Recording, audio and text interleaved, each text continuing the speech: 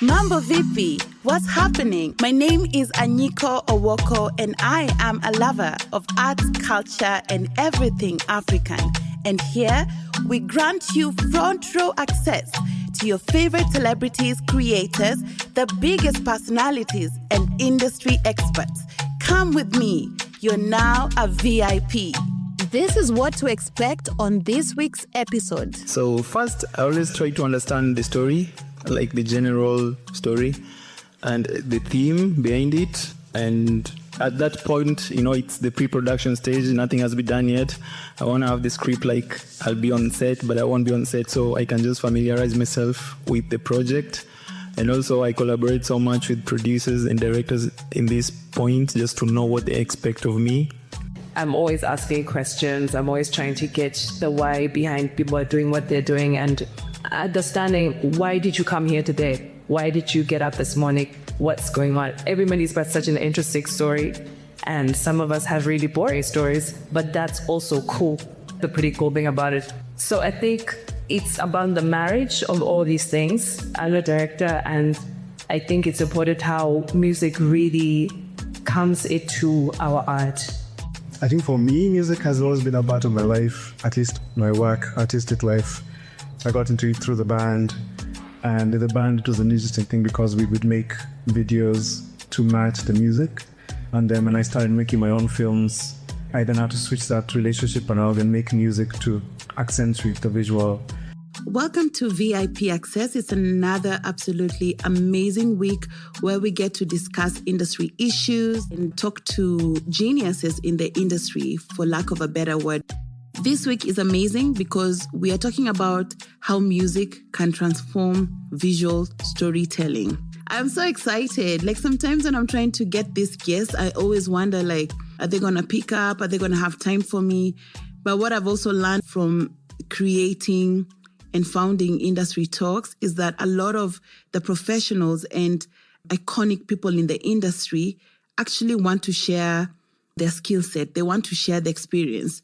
They just didn't know where and how. And somehow we met when I created Industry Talks. Remember, this season of VIP Access is in partnership with Industry Talks and the Goethe Institute.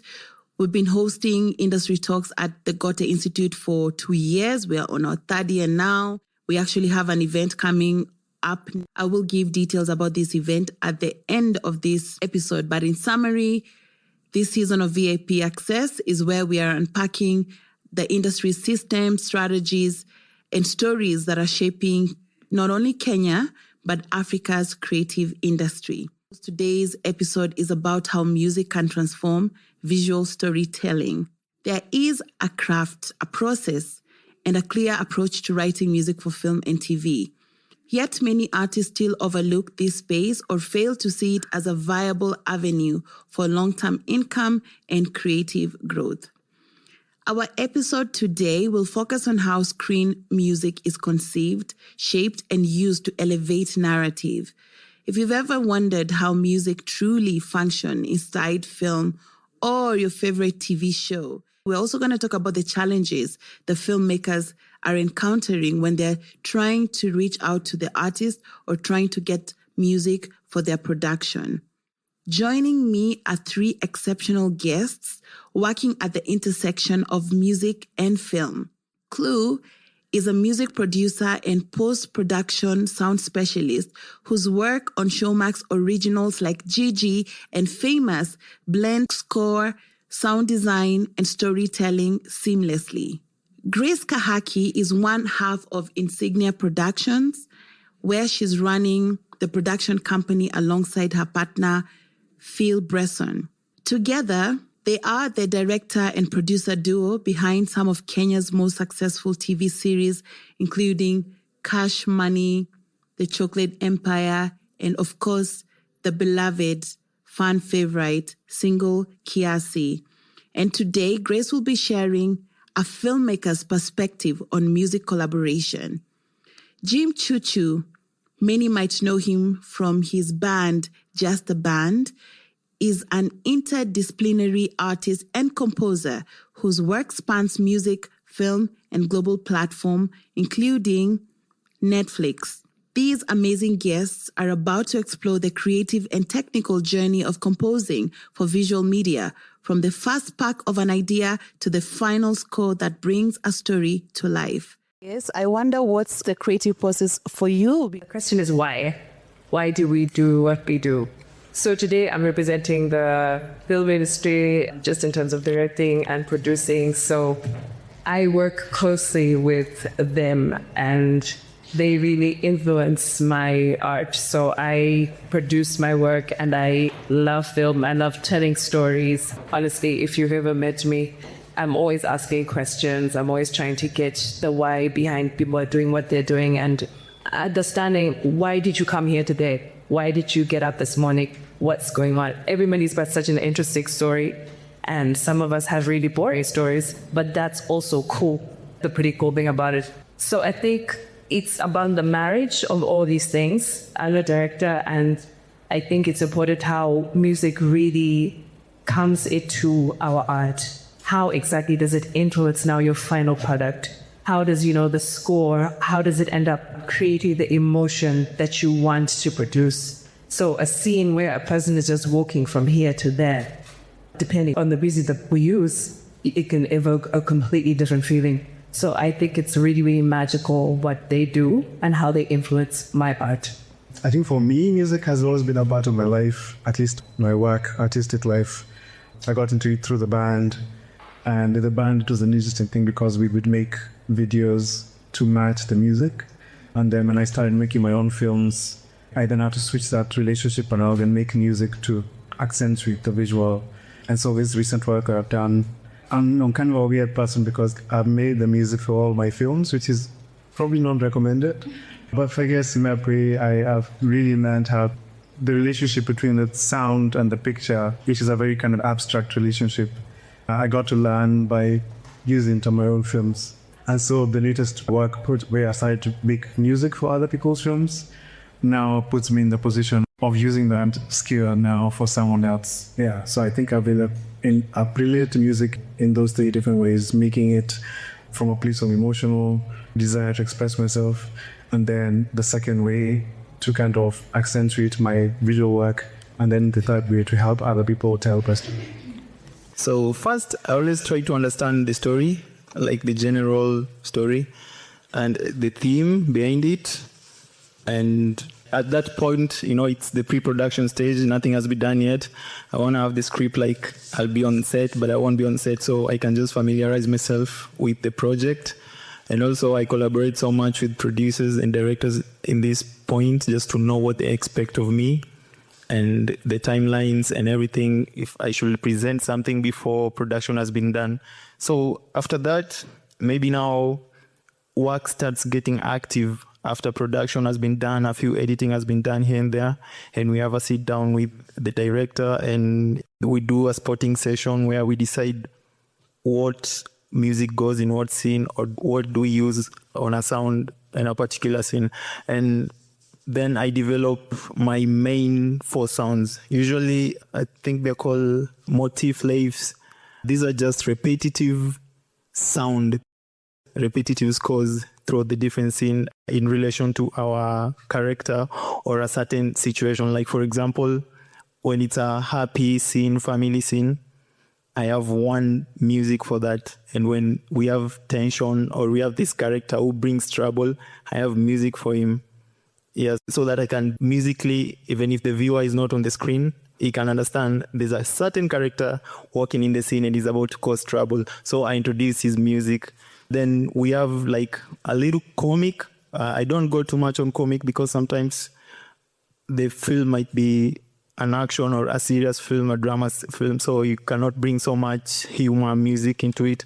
But I just try to bring something light for light moments and for score for like general scenes. So maybe in my film, in my sound, you'll notice I use a few scores rather than doing a lot of scores, so it can be familiar to the viewer. Yeah, so after I've done with that, I'll send them over to the director to give me notes. Maybe I need to change what or not. And also at this point, maybe I consult with them. Do we need to bring a performer someone who can write lyrics just to enhance the storytelling more. So yeah, that's basically my starting process. It's always very helpful to have a conversation with the director in the early days. I think in my experience, there are two types of scores that you are kind of asked to do. The one is that kind of traditional Hollywood sound, which is the orchestral process with the strings and those 4 parts.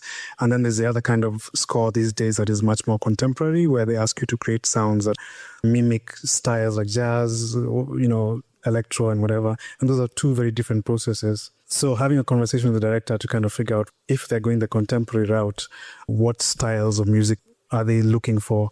And I guess I've been lucky to work with so many types of sounds. So like the last one I did, the director asked me to kind of blend 3 very odd sounds, which are like a very electro synth kind of pop sound with that kind of more orchestral sound, and then to find a hybrid of the two for scenes that needed to kind of sit in the middle. So yeah, she sent me a whole Spotify playlist of the songs that she was vibing to, which really helped because I know some composers don't like temp music, which is when a filmmaker puts in some music from other films to kind of guide you. I personally really like that because it's like a shorthand for people to communicating what a director wants musically can be very difficult because you're trying to explain an emotion, and sometimes it's easier to just have someone put in other songs that send you there quickly. So yeah, have a conversation with the director, and then they usually ask you to create a kind of your own interpretation, some quick tracks that they can listen to. And then those early tracks are really important because they tell you what the director likes in those early moments, and you can now start to dig into that as the film goes. Grace, I see you nodding, because as a director, you are the creative behind this story that is being told, not just how it looks visually, but how it makes us feel, what we hear. And you are tasked with tying all the loose ends again as a producer. And when do you engage the music composers, producers? How do you source for this music? At what point do you send out the call? How do you do that? And then how do you finally piece it to the product that you've been shooting?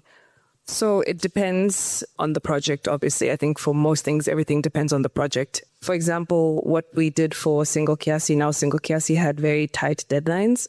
You have to shoot and edit and all of that at the same time. So once the scripts are done, you'd want to engage your producer and then tell them that, hey, please read this in terms of just the composer. They read the scripts, they understand what the show is about, if this is just the first season.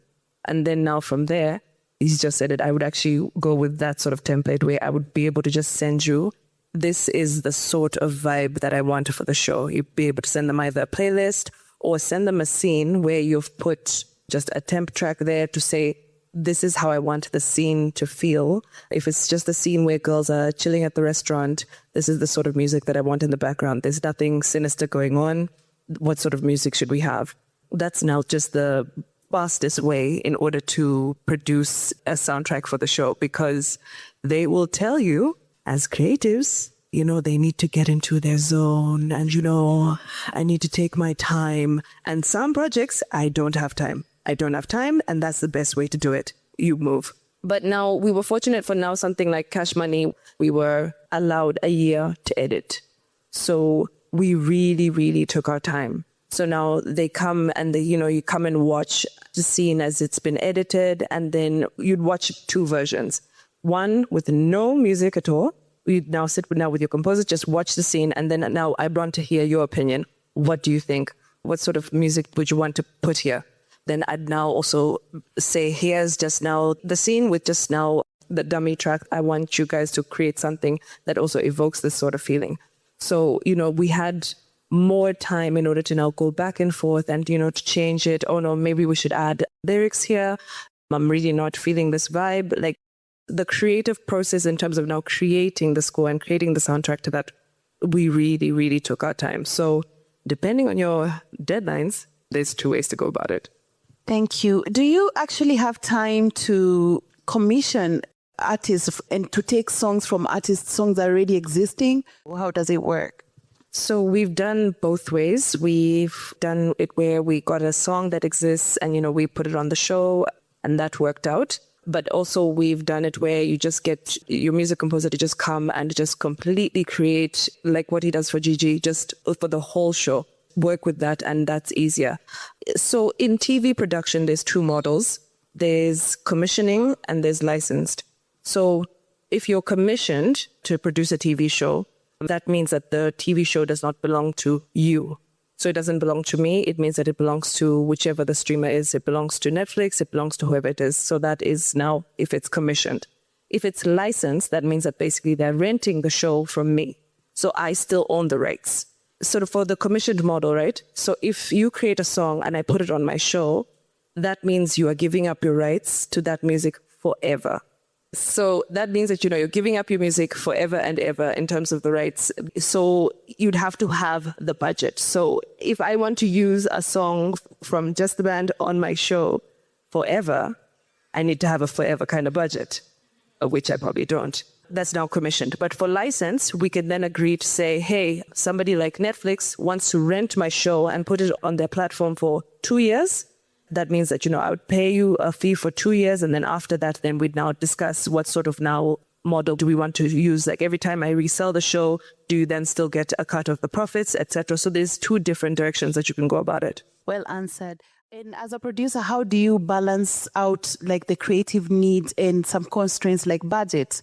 How do you do that? Because you want to have the best sound, but sometimes you don't have that forever budget to pay for just a band song forever. So how do you balance that out?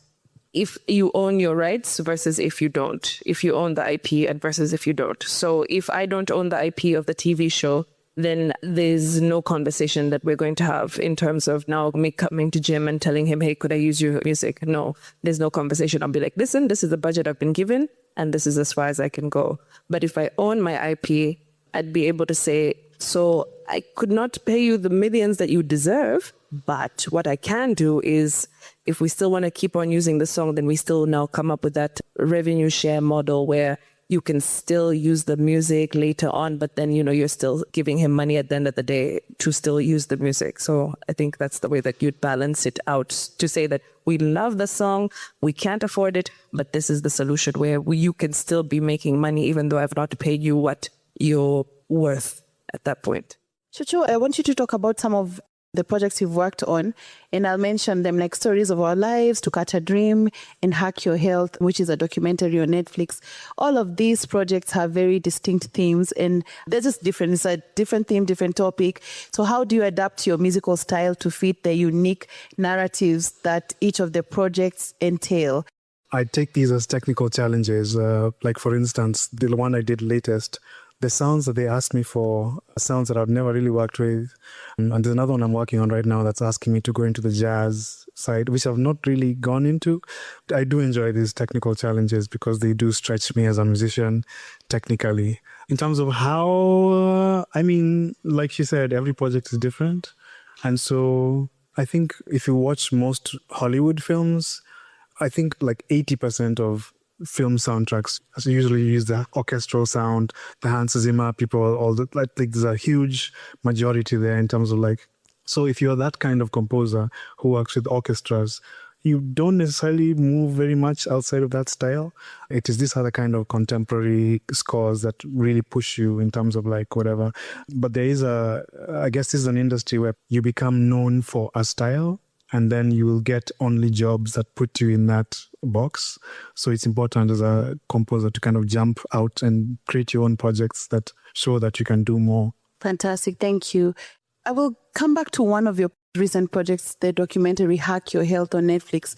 This is an international documentary. And how do you get to design music for such an international platform like Netflix and on an international documentary, which was top 10 most viewed in more than 40 countries? So first, like, how did that kind of opportunity come and how lucrative is it? You don't have to give the numbers, but is the mathing? Well, should we all get into it? Let me start with the first questions. How did I get, I guess, the work that I'd done on my own films before and the work with Just a Band kind of helped the director who was working on this documentary to kind of feel like they could trust my instincts and my aesthetics. So they reached out to me based on the work that I had already done. This is why it's cool to make your own films and put yourself out there. In terms of the math, yes, the math does math. The budgets from the American side of Netflix are quite substantial, but they do eat your time. I think when I was working on Hack Your Health, I think for like 4 months, people even stopped calling me because it was like, they really do make you work for that money. I think I had to work on like 42 cues for that film. If you watch it, there's so much music in it. And like, I think there was like, sometimes you hear a cue that had version 7. You get good money, but then for those months, you belong to them. And I guess there's a kind of style for Netflix US, which is quite music heavy. Yeah, so I guess you'll be their servant, let me use that polite word, over that period. But yes, the math does math. The voice, like which voice is going to give me that effect I'm looking for, and how do you approach that? Normally, I do collaborate with a lot of people like me who make music, and also artists who write music and record music. And we just decide, after I've gotten the brief from the director of the certain genre of music they want, that's where I make a decision. Like, do they want street music? Fine, I know a few people that make phone calls and we do street music. Do they want some mellow R&B for, nice, easy scenes? I'll contact people. So in this approach, we do like literally a lot of music within a short time, because Kenya, there's one thing so far, I've not gotten a chance to work for a year for a film. I've gotten a week or a month. And yeah, so in one night, we could cut out a lot of music. Like literally, we can record up to 11 songs in a single night and then send them over to the director to just, decide, we need this, we don't need this. You can change this, maybe that lyrics, it's not going to work. Yeah, so basically, it's a collaborative work and I can do it alone. And in that case scenario where you invite artists over to record, what's the kind of agreement for that? Is it that you are sorting them out, or do they have to sign with the production, or does this vary from time to time? Obviously, we discuss the budgets and we know how much we are working with, so we know the tier of artists to bring in. And after the music has been chosen, like I just brief them, okay guys, let's just do music. This is the amount maybe they're willing to pay for it. And for this production, they're going to get all the rights. Sometimes we fight for the publishing right. You can have all the rights to use it. Us too, we can release them in our streaming service. So just give us the publishing right. Okay, and that's different. So after we are done, the music has been chosen. I contact whoever's music was chosen for the project. And now they just sort it out with the producer and they negotiate on their own. So I'm normally not in the process. I just come in the process just also to negotiate on my part as a creator, as a producer of the music, the composer.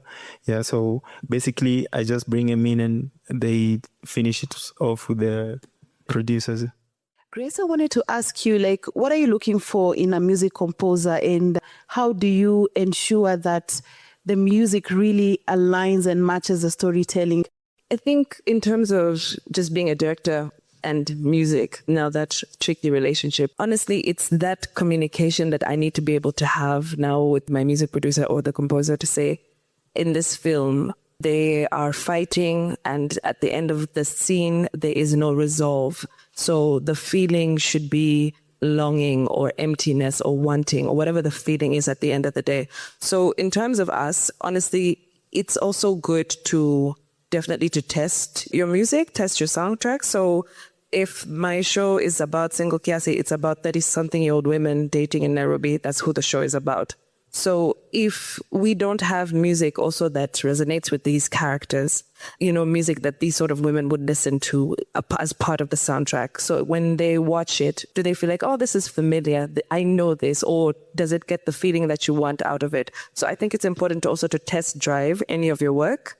But also, this is the tricky part because, I'm a director and a producer, is that, we are very protective of our art and, and feedback is a hard process, but we got to do it. is to get that feedback, get the feedback from an outsider or somebody who tells you, they've never seen the show and they'll be like, okay, I didn't like this, I didn't like that. You don't have to take all feedback, but I think feedback is important. So we do definitely test it out with people. Maybe I want to pose a question to you, Clue. So in terms of what we're talking about, like sound design for TV and film, what are the tools and softwares? I don't know whether it's something you can just Google.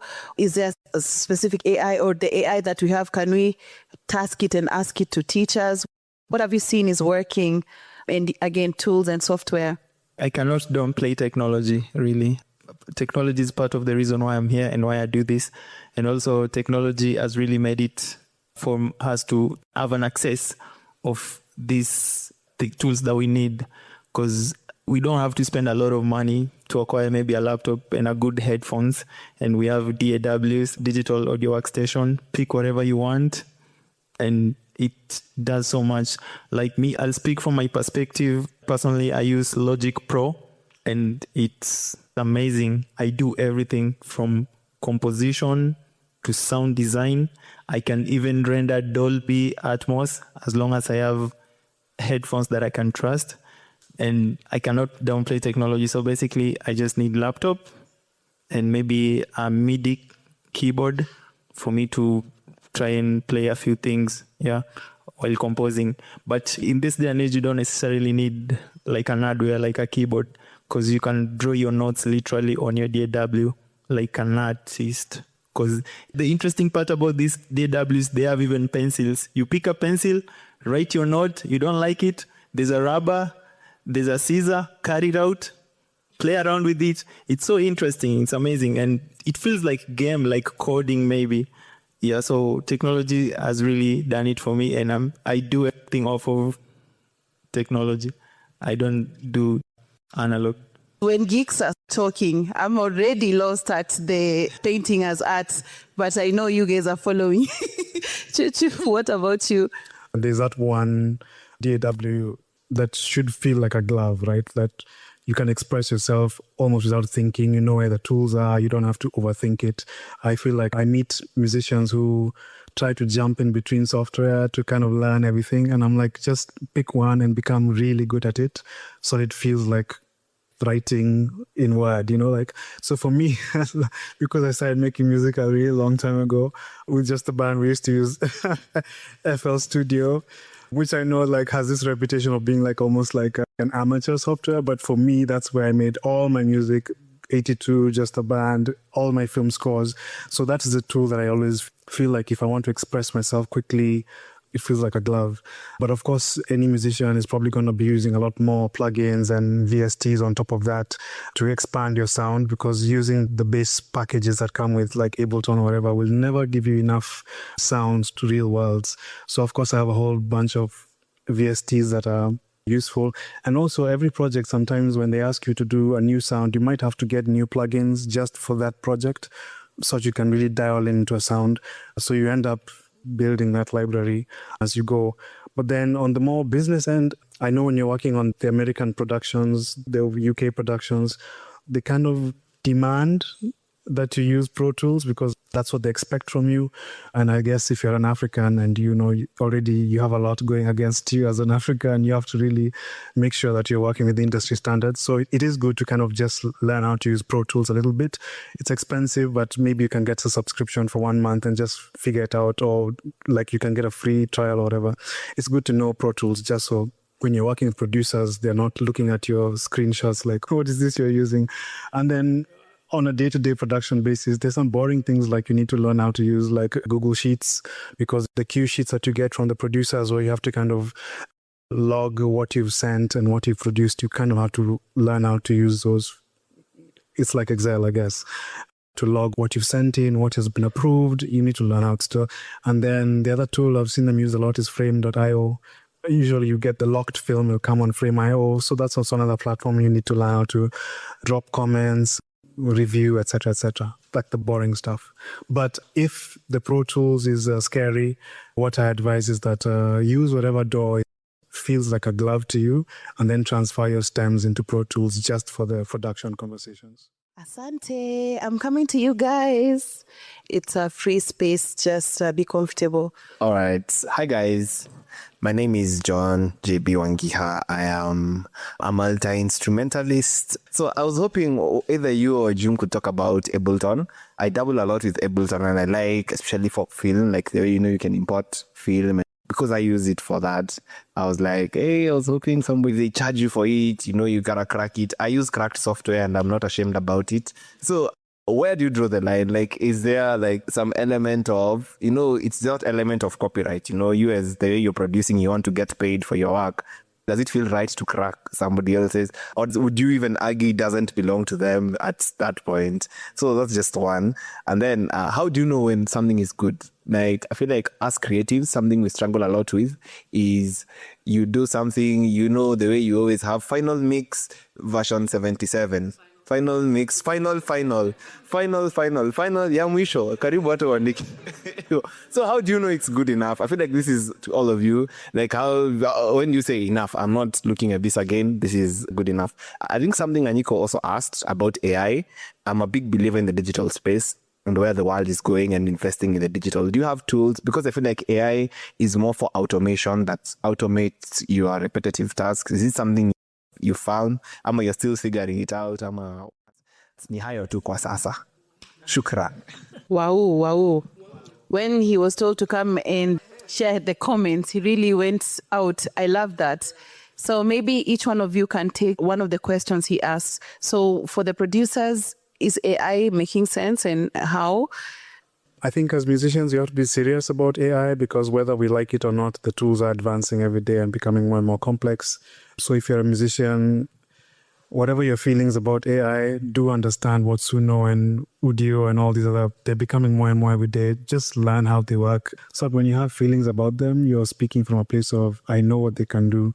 I think it is a serious question, not just for music, but also for photography. Everything digital is really kind of under attack because you all know that photographers right now are losing their jobs because Safaricom prefers to put mid-journey images on their billboards. So whatever your feelings about AI as artists are, trust me, the corporates don't have the same feelings. For them, it's like we can get images for $20 a month instead of paying a photographer, etc., etc. So the corporate bodies might not have the same morals that we have about how our work is created and used. The other questions, cracked. I mean, that's a personal morality thing where when just the band started, we were so broke that we couldn't afford even that FL Studio. So we were definitely using cracked software in the early days. But I think this is a question of investing in yourself as an artist. There are some VSTs that you cannot crack. And there's some sounds that you cannot find on torrent sites or whatever. So it's a question of like, if you really want that sound, if you really want that software, then you save money or whatever. So eventually you convert yourself from this rabid pirate into someone who's a bit more serious, right? But yeah, I do understand that we live in a world where increasingly everything is a subscription based, and that's quite stressful as an artist because then it feels like you're renting your tools, and if you don't have enough rent for your tools, you don't have tools, which is a very scary place to be as an artist. I'll let him answer the other two. People use different things. Jimmy mentioned FL Studio, and trust me, FL Studio has produced a lot of successful music that we consume today. You might not know about it, but a lot, maybe 50% of successful music has been because it's the most popular DAW amongst the creators. So the question of if Ableton can do this, I know it can. Just take your time. You can do a little in everything. Focus on one and become a master. Thank you so much, Clue, Grace Kahaki, and Jim Chuchu for joining us on the episode this week and leaving us with such valuable insights. Now, this week is a very important week for us because we're having our second Industry Talks event and our very first workshop at Industry Talks happening at Kilele Summit 2026. The workshop will be facilitated by yours truly, alongside my friend Jinx, who's a renowned A&R music executive and the music lead at Perform Incubator. The panel discussion will be on the topic, what does success look like in 2026? And we'll be featuring an amazing set of creatives, Kasiva Mutua and Jesse Mwenda of Studio Canvi from Kenya, and British producer and musician Martin Youth Glover. He's also a founding member and bassist of the rock band Killing Joe and a member of the Fireman alongside Paul McCartney. Such a cultural force and such a fire panel. So let's meet at Industry Talks Kilele edition this week on Wednesday 25th and Thursday 26th. Until then, thank you so much for supporting VIP Access, for always coming back here to find out what we're talking about. I also want to thank the Gote Institute Nairobi for supporting Industry Talks from the beginning and even facilitating our collaboration with Kilele Summit this week. Please go on to our social media channels and you can leave your feedback on Anyiko or Owoko's page or Industry Talks or Kilele Summit. Until then, see you guys next week for yet another amazing episode. Cheers!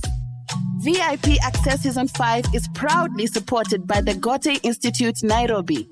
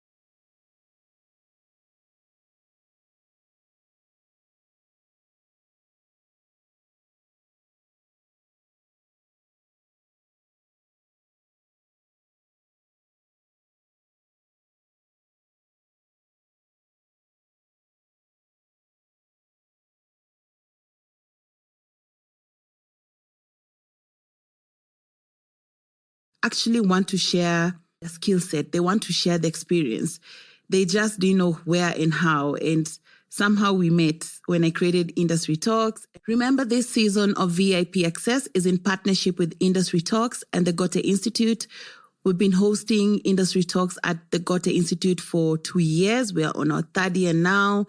We have the event series continuing, so make sure you check Goethe Institute social media and our own social media channels to see what's happening when.